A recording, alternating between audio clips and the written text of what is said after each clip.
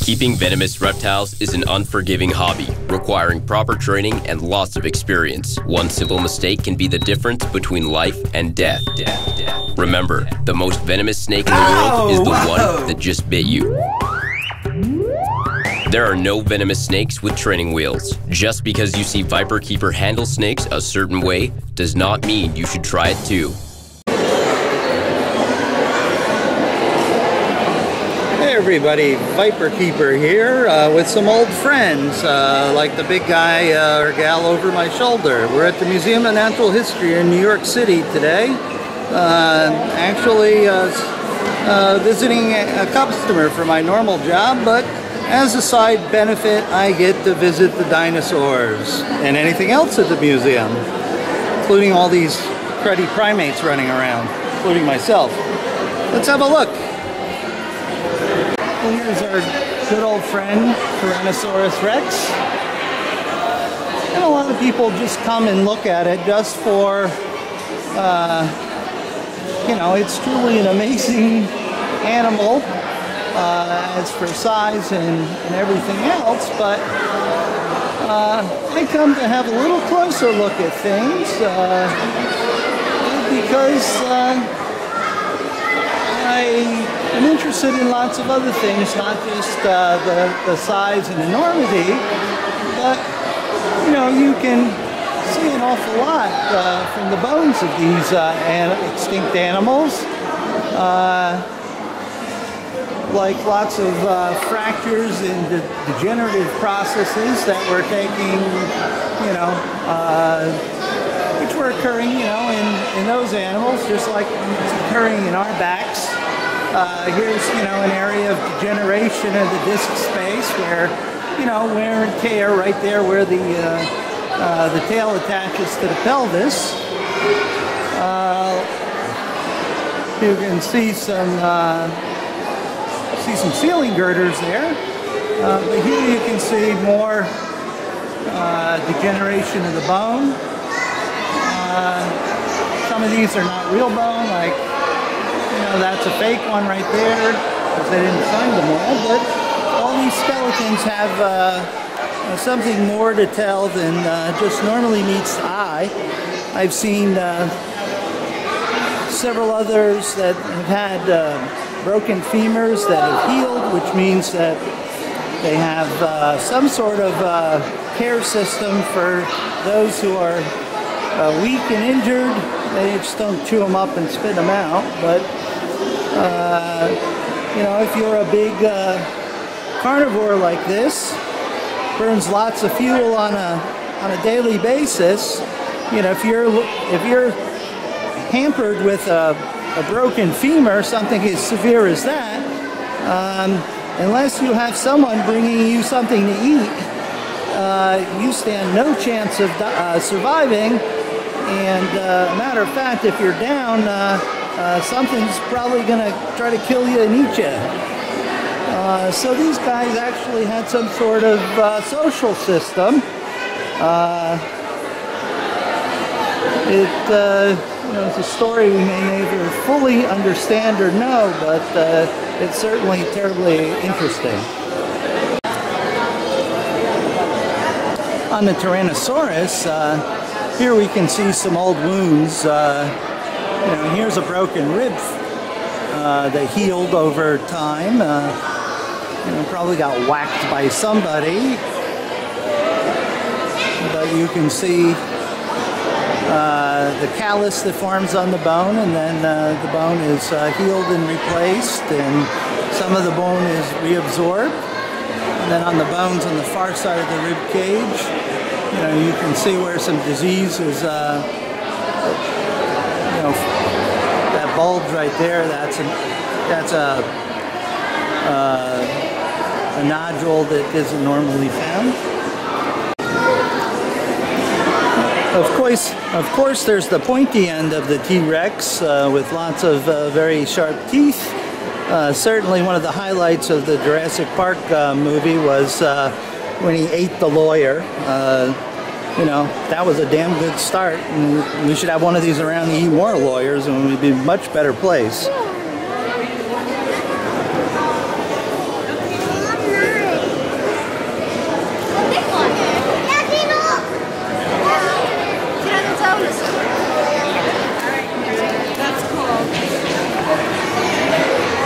You know what the problem is about museums and zoos and stuff?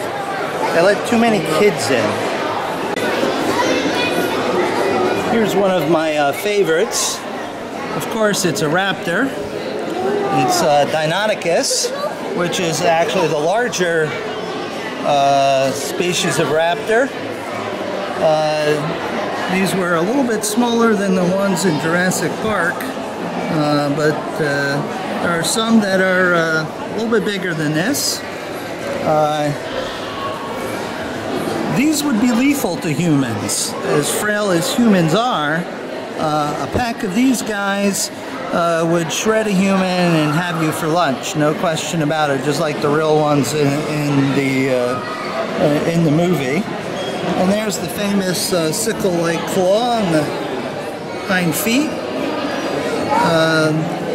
These feet are not that different from present birds like ostrich or the cassowary of Australia. Interesting things that you see are the tendons. The tail is fused, so it's a straight counterbalance, which will allow the animal to walk upright and run in perfect coordination and balance. A marvelous creature.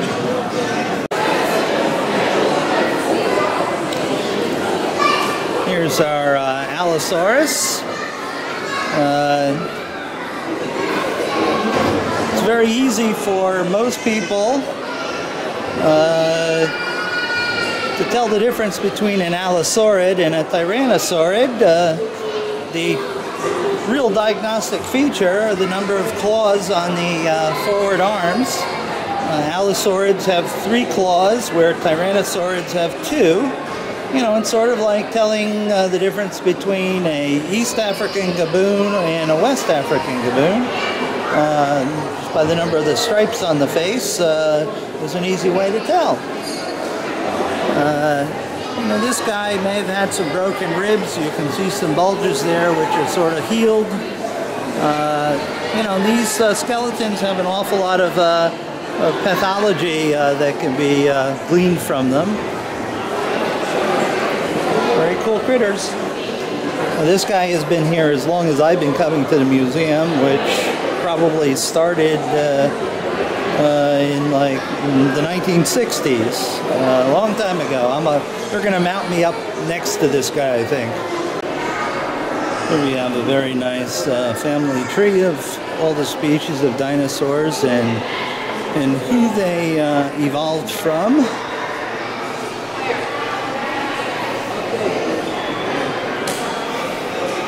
The 3-fingered hand dinosaurs turned into the relatively long-armed Allosaurus. And that branched off into one group, the orthomimids and the maniraptors, of which we have Archaeopteryx, and a separate branch off into the Deinonychi. And then up this very long evolutionary path, we have modern birds, which are alive today. And then, of course, fortunate for us, a lot of these guys died off in the mass extinction about 65 million years ago. But these guys were around for a heck of a long time compared to us, just a few years. So we're just a blink in the history of animals on this planet. That's something we forget.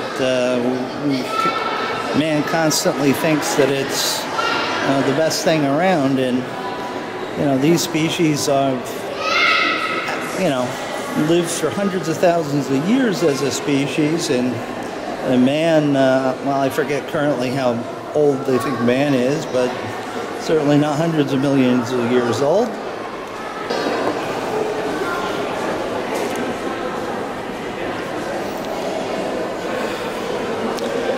These are Pachycephalosaurus. They proved their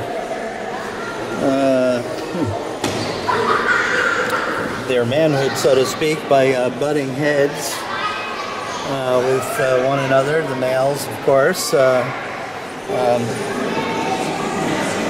It's a pretty classic bonehead there.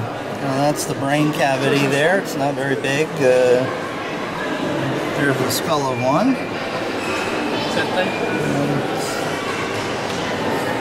So back then they did head butting, and today we've got a lot of butt heads. Here's their big apatosaur, and note it has the correct skull on it. For many years they had the wrong skull on these giant vegetarians. I happen to be still at Yale University working when I had to take some time off in the afternoon and go to the Peabody Museum and see and be present for the actual head changing ceremony there at the Peabody Museum, where they put the correct head on the apatosaur, and there was lots of fanfare and all sorts of scientific notables there. It was one of the fun things I got to do when I was at the Yale School of Medicine. Okay, here we are at the reptile section of the Museum of Natural History, and this hasn't changed very much in 20 some odd years. That is an American crocodile, which are found in some areas of Florida still. American crocodile, Crocodilia acutus. He is a cute one. Yeah, this exhibit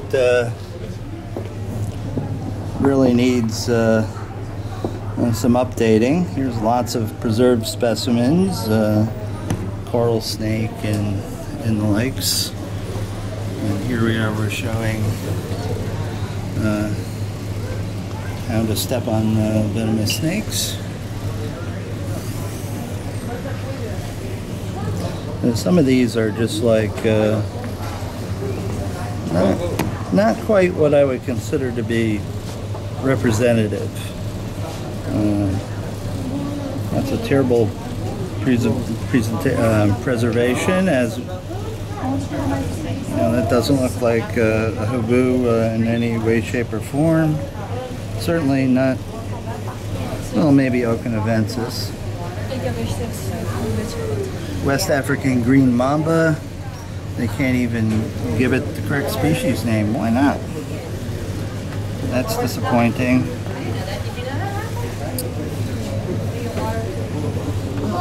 Some kid got it, yeah.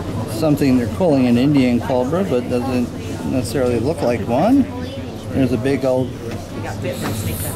fat puff adder with a big fat head. This has been here forever. Big Komodo's stuffed. What a waste. What a waste.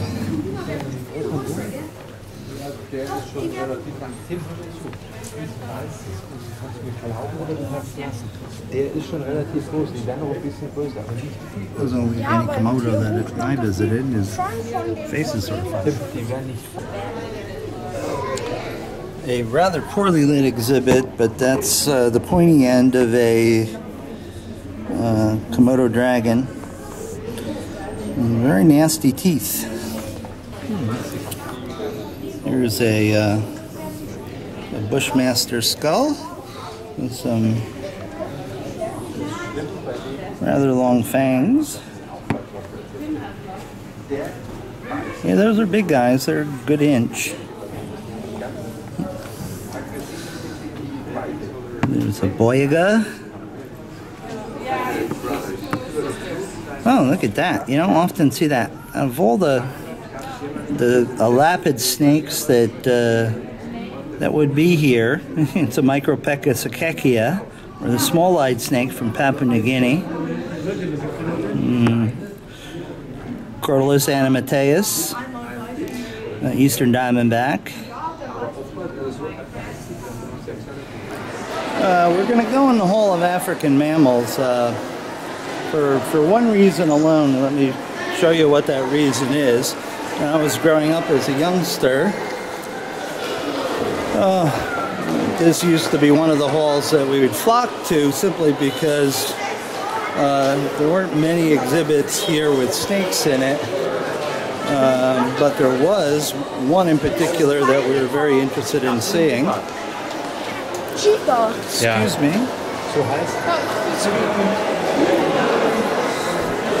Happens to be the exhibit with the mandrills. Yes, I have my mandrill with me, but that's a different story. And here we are at the mandrill exhibits. And mandrills are rather foul primates living in the deep jungle. They're characterized by their very large canines and very colorful blue and red snout. But you know, this young mandrill is in peril because that is an East African gaboon. Rather over-exaggerated head on it, might I add. But you know, gaboons quite commonly fed on primates, and as we know, gaboons are not the sort of thing to be playing with.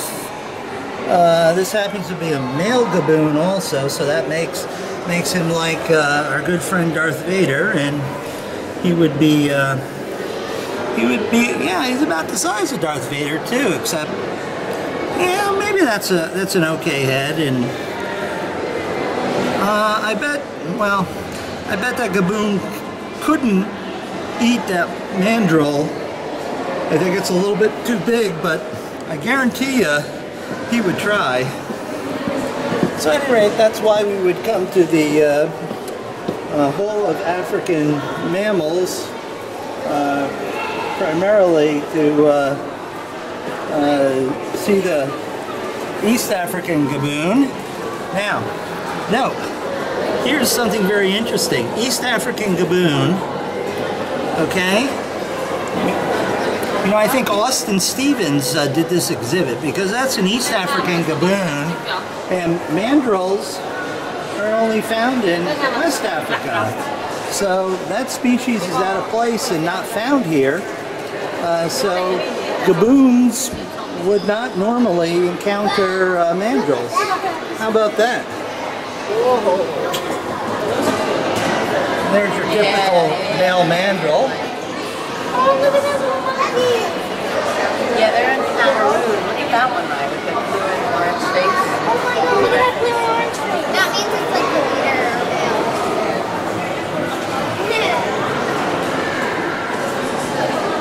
Dude, that's funny. It doesn't look like anything like my mandrill. Okay, so we caught them in a screw-up. West African mammals, East African gaboon. And fail.